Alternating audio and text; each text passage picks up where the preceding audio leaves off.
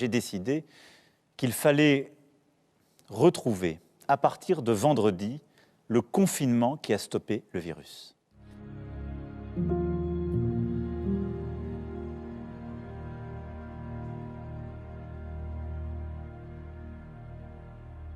Comme tous nos voisins, nous sommes submergés par l'accélération soudaine de l'épidémie.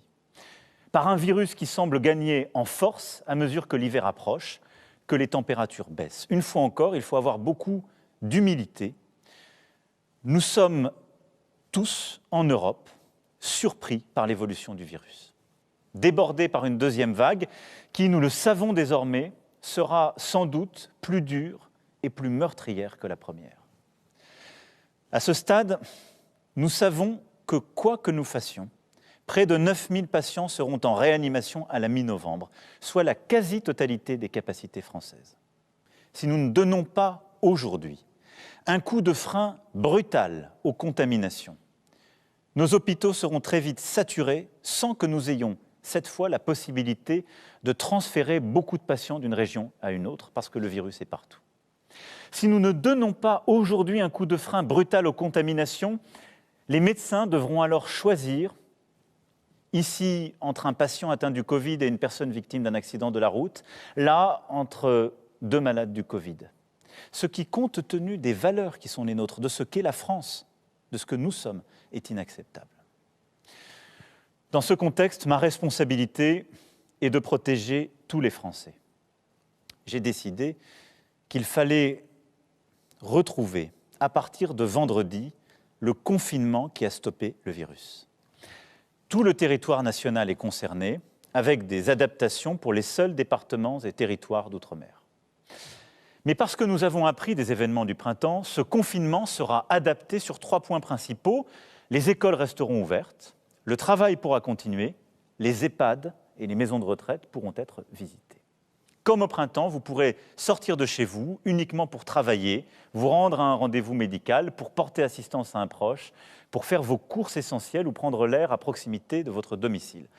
C'est donc le retour de l'attestation. Les commerces qui ont été définis au printemps comme non essentiels, les établissements recevant du public, notamment les bars et restaurants, seront fermés. Comme au printemps, le « quoi qu'il en coûte », cette réponse économique parmi les plus protectrices du monde se poursuivra. Elle sera même plus importante qu'en mars pour nos petites entreprises fermées administrativement, avec la prise en charge jusqu'à 10 000 € par mois de leurs pertes en chiffre d'affaires.